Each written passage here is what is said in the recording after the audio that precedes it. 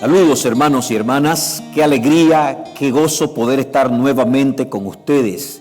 La situación por la que estamos pasando nos mantiene lejos, así que cada vez que podemos conectarnos, que podemos compartir, que podemos vernos en el chat, ya sea por nuestros comentarios, para mí es una alegría, para mí es una satisfacción.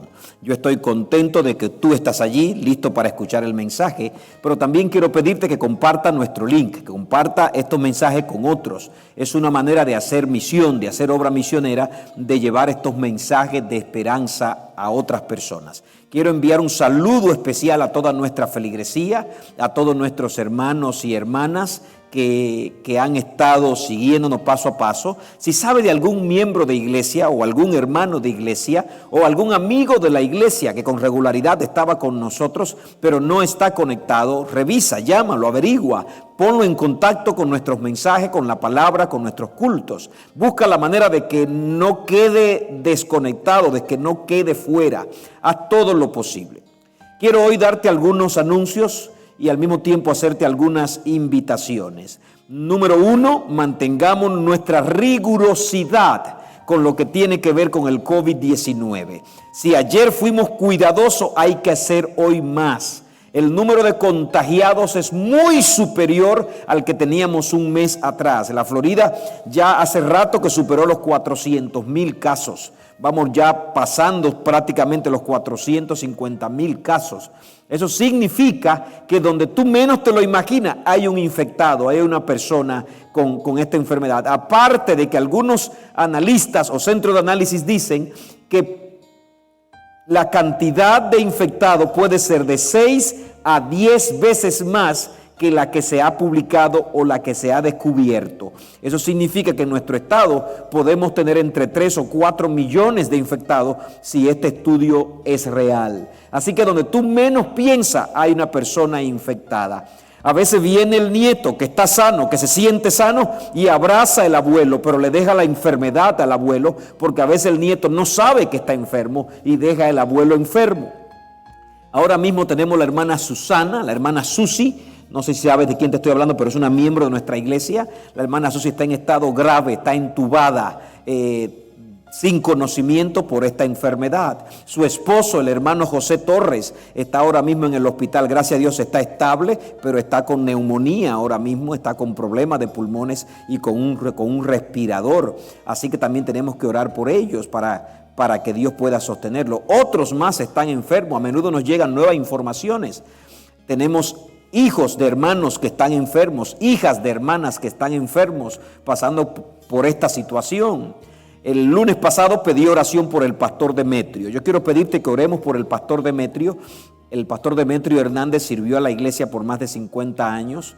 Tiene más de 70, 75 años el pastor Demetrio. Hace un mes sepultó a su hija por un cáncer.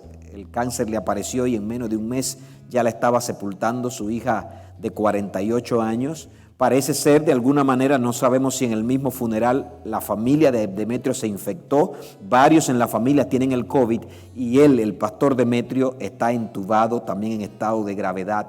Así que te estamos pidiendo que oremos, vayamos en oración por él. Hay muchas personas que hoy están ayunando por él, así que si te quieres sumar a orar y a entrar en este círculo de oración, también te invito a que lo hagamos. Los pastores todos estamos orando por el hermano Demetrio Hernández. Así que quiero invitarte a mantener la seriedad, el cuidado para que no contagies a otro ni tú seas contagiado.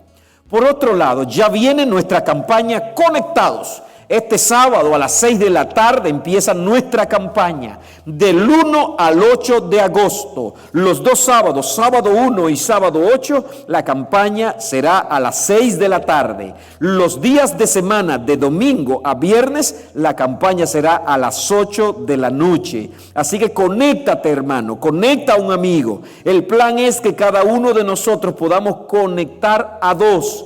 Conectados, conecta a dos. Conéctalo con Jesús, conéctalo con la iglesia, conéctalo con la hermandad, pero también conéctalo a dos de ellos, conéctalo a nuestra transmisión para que ellos también puedan ser bendecidos con la palabra de Dios. Este próximo sábado tenemos bautismo. Este próximo sábado ya estamos abriendo bautismo con toda la precaución posible y este próximo sábado empezamos a bautizar. Si alguien me está escuchando, una persona que ha estado preparándose para el bautismo o tiene la decisión de bautizarse y renovar su vida con Dios, escríbenos en el chat, escríbenos en nuestras redes sociales, escríbenos y déjanos tu mensaje porque te vamos a dar seguimiento. Ya sea que tengamos que estudiar un plan de estudio contigo para prepararte o ya sea que ya esté listo, te vamos a bautizar, porque a partir de este sábado iremos bautizando cada vez que haya algún candidato sábado tras sábado para gloria de Dios. Vamos a la Biblia, vamos a la palabra de Dios. Hoy quiero compartir con ustedes otra porción de las Escrituras, así que yo quiero invitarte que vengas conmigo al libro de San Mateo capítulo 9. San Mateo capítulo 9. He venido estudiando con ustedes una lista de parábolas. Las parábolas son las enseñanzas de Jesús, por lo general enseñanzas concernientes a su reino. En las parábolas Cristo esconde o presenta de manera atractiva los principios poderosos de su reino, los principios poderosos de cómo Él trabaja en el ser humano. A partir de la semana pasada, miércoles pasado, empecé a predicarte no solo de parábolas, sino de símil, de analogías. Así que hoy te quiero hablar de otro símil o analogía. Los analogías y los símiles son parecidos a las parábolas, son ilustraciones que el mismo Jesús usó para explicar mejor el plan de salvación o para explicar mejor los principios de su reino, como venimos diciendo. Así que en San Mateo capítulo 9, en el suceso cuando Cristo llama a Leví Mateo a ser uno de sus discípulos, allí encontramos unas expresiones de Cristo usando también figuras que parecen parábolas, que podrían llamarse símil o analogías, que yo quiero analizar contigo hoy. En el capítulo 9, allí empezando en el versículo 9, está el llamado de Jesús a Mateo, y te lo empiezo de manera introductoria. Saliendo Jesús de allí, vio a un hombre llamado Mateo, que estaba sentado en el banco de los tributos públicos, y le dijo: sígueme.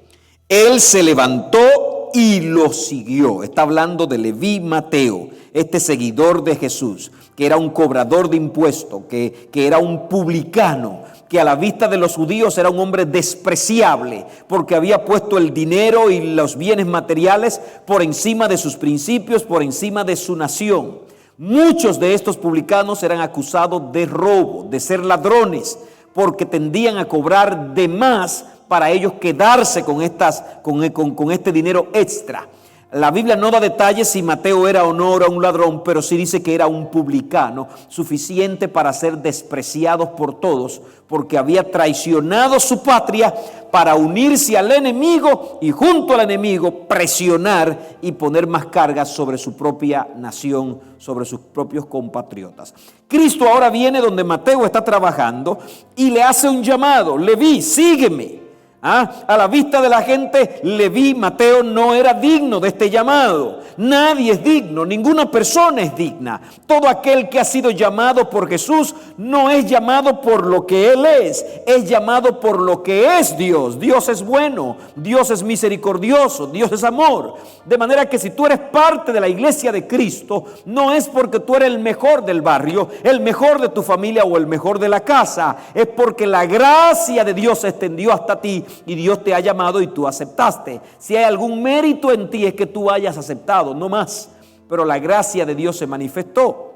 Cuando Mateo fue llamado y siguió a Jesús, dice: aconteció que estando él sentado a la mesa, porque Leví preparó un banquete para celebrar, para darle gracias a Jesús, estando sentado a la mesa, muchos publicanos y pecadores que habían llegado se sentaron juntamente a la mesa con Jesús y con sus discípulos.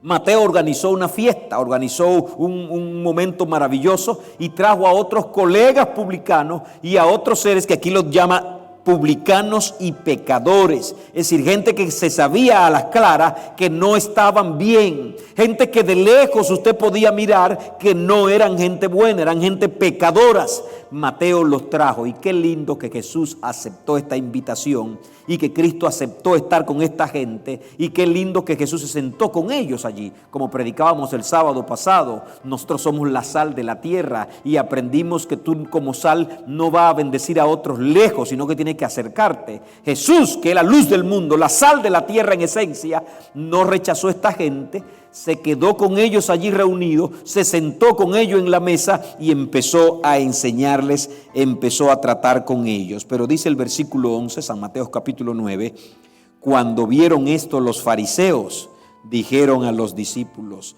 ¿por qué come vuestro maestro con los publicanos y los pecadores?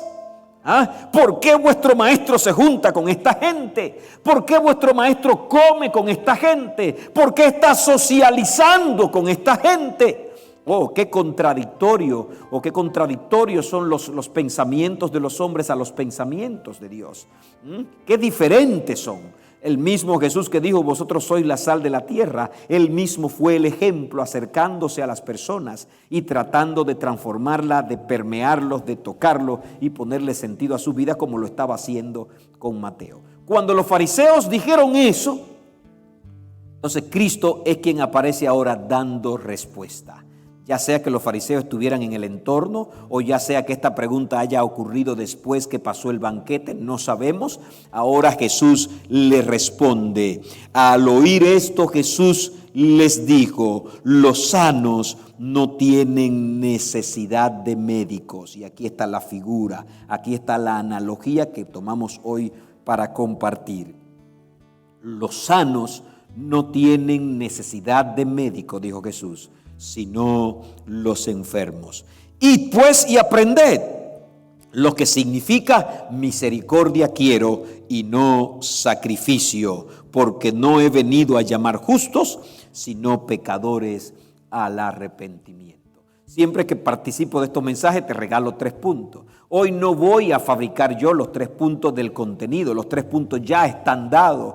Cristo les pronunció a los fariseos 3 sentencias, 3 oraciones, 3 frases principales, y ahí están en los versículos 12 y 13. Yo la voy a tomar las 3, 1, 2 y 3. La primera: los sanos no tienen necesidad de médico, sino los enfermos. Cristo toma esta figura del médico y del enfermo, de quien necesita y quien no necesita. En lo que tiene que ver con el pecado, en lo que tiene que ver con nuestro carácter y nuestra vida, nuestra naturaleza, no hay nadie sano, no hay nadie justo, no hay nadie bueno. La Biblia dice que no hay justo ni siquiera uno.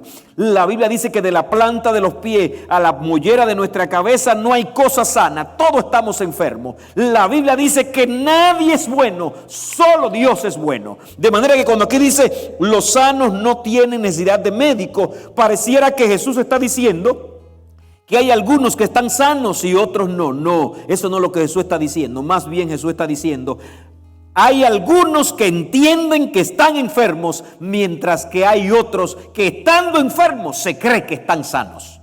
Esa es la realidad del mundo. Nadie en este mundo está sano. Nadie puede tirar la primera piedra porque esté libre de pecado. Todos somos pecadores. El peor estado en el que tú y yo nos podemos encontrar es creernos sanos estando enfermos. Es creernos que estamos bien estando mal. Es el peor estado. Y si en algún momento empiezas a sentir que tú estás bien y que otro está mal, entonces estás en el peor peligro, porque no estás poniendo la vista en tu problema, sino que está poniendo la vista en los problemas ajenos. Cuando Jesús le dijo a estos fariseos: los sanos no tienen necesidad de médicos, sino los enfermos, está respondiendo a su pregunta a los discípulos: ¿por qué come vuestro maestro con publicanos y pecadores? Cristo le está diciendo: porque esta gente enferma es la que necesita el médico. Esta gente enferma es la que necesita sanidad, es la que necesita bendición. Pero ellos mismos, como fariseos, necesitaban sobremanera la sanidad de Cristo, solo que no lo veían, solo que se creían que estaban bien. De hecho, con esta expresión de Jesús, Jesús estaba espantándolos, sacudiéndolos, para que ellos entendieran que ellos también eran enfermos y que ellos también tenían la necesidad del Señor. Así que no te creas que estás sano, reconoce tu condición. Hace un tiempo presenté un mensaje aquí en nuestra iglesia que había titulado: el evangelio no es para los buenos, sino para los malos. Y es lo que Cristo está diciendo aquí. El evangelio no es para el que está bien, es para el que está mal. Por eso es evangelio, buenas noticias de salvación. El que se siente salvo no necesita noticias de salvación. pero ya aprendimos que todos necesitamos las noticias de la salvación, porque todos estamos enfermos y todos necesitamos a Jesucristo, el médico divino. La segunda expresión de Jesús está allí en el versículo 13. Cristo le dice ahora a los fariseos: id pues y aprended lo que significa misericordia quiero y no sacrificio. Es la segunda expresión de Jesús en el texto. Y pues, es como que Cristo le está diciendo: vayan a aprender de nuevo, vayan a leer de nuevo, vayan a estudiar de nuevo las Escrituras, vayan a la sinagoga, vayan a los rollos y estudien esa expresión que ya yo he dicho antes: misericordia quiero y no sacrificio. Aquí hay varios puntos en este proceso. Número uno, Cristo le está mandando a aprender. Le está diciendo: ustedes son alumnos todavía. Le está diciendo: le falta mucho entendimiento, le falta mucho por aprender. Y para fariseos que se creían lo máximo, los que sabían todo, ahora Cristo decirles: vayan a aprender de nuevo, vayan a estudiar de nuevo, vayan a revisar qué significa esta expresión. Y yo quiero decirte que todos nosotros, nunca nosotros deberíamos sentirnos que ya lo sabemos todo, que ya lo tenemos todo, que ya los conocemos todo. Siempre tenemos que estar listos para ir y aprender, para empezar de nuevo, para conocer de nuevo, para que nuestra mente pueda crecer y para rendirnos a los pies de Jesús. La expresión misericordia quiero y no sacrificio podemos mirarla en varias direcciones.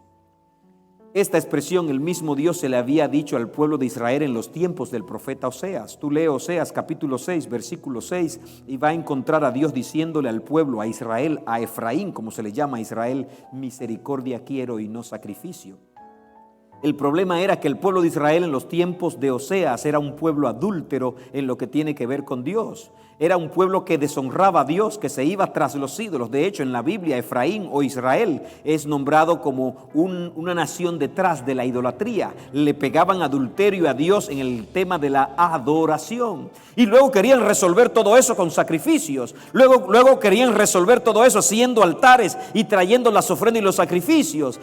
Deshonraban a Dios, desobedecían a Dios, maltrataban al prójimo, pisaban al prójimo, explotaban al pobre, explotaban a la viuda, deshonraban a Dios y al final iban a las ceremonias, hacían las ceremonias más bonitas, traían sacrificios con toda pompa y creían que estaba bien. Y entonces Dios le dijo a ellos: misericordia quiero y no sacrificio. No me interesan los sacrificios. Es la misma expresión que encontramos en el libro de Miqueas: oh hombre, Dios te ha declarado lo que es bueno y qué pide Jehová de ti: hacer justicia, amar misericordia y humillarte ante Dios. Porque en los tiempos de Miqueas, que eran tiempos similares, el pueblo creía que podía explotar al prójimo, dañar a todo el mundo mientras ellos hacían sus sacrificios.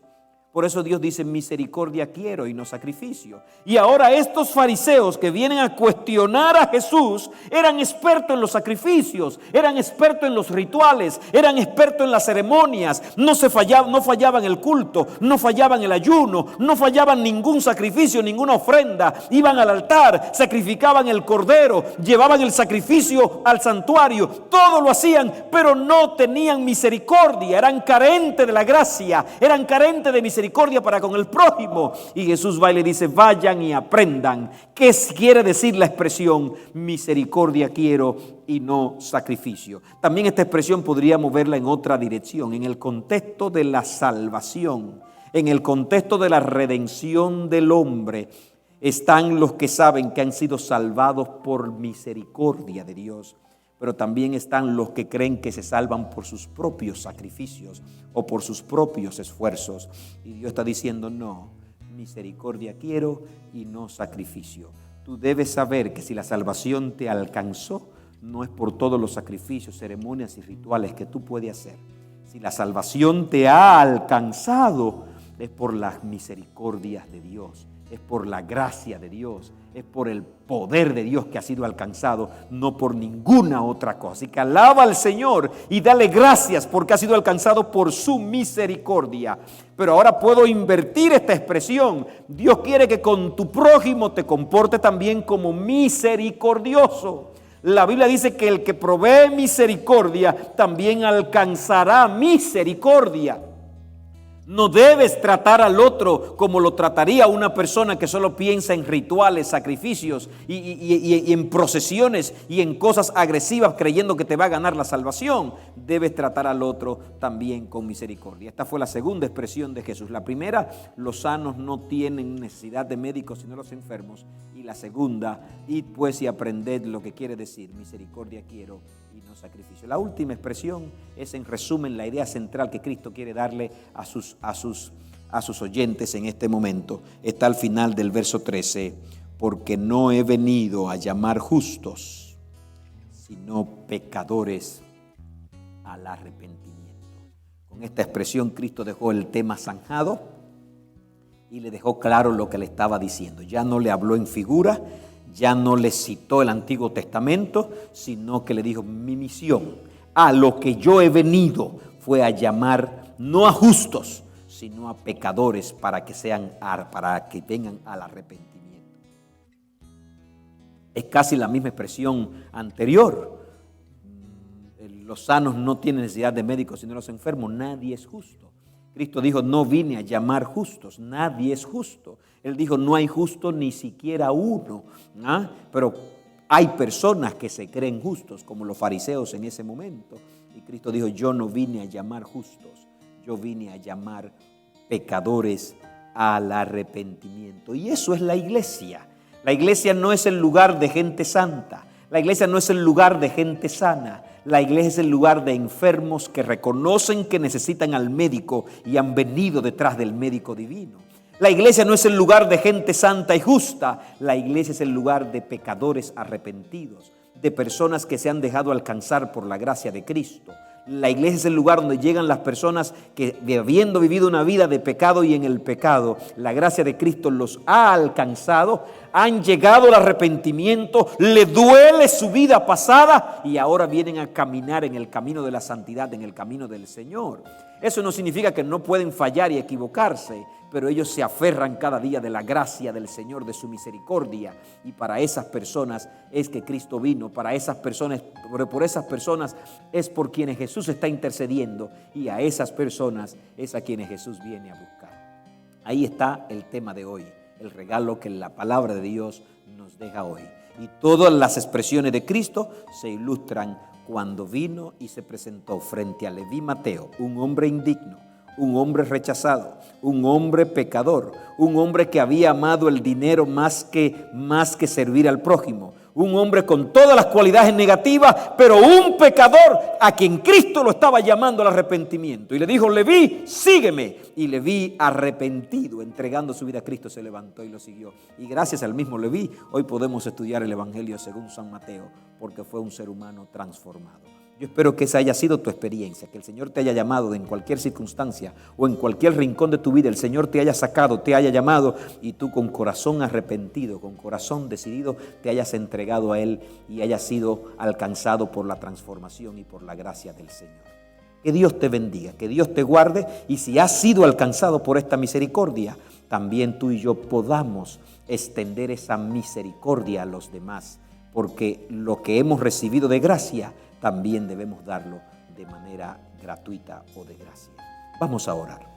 Amado Dios y Padre bueno, Señor, gracias, porque al venir a buscarnos a esta tierra, tú no vienes buscando a los perfectos, ni a los santos, ni a los sanos. Tú vienes buscándonos a nosotros que somos defectuosos, enfermos y pecadores. Pon en nuestro ser el don del Espíritu para que provoque en nuestra vida arrepentimiento, para que provoque dolor por el pecado y podamos responder a tu llamado arrepentido, deseoso de ser nuevas criaturas. Gracias por tu misericordia. Gracias porque no nos trata de acuerdo a la justicia tuya, sino de acuerdo a tu gracia y a tu amor.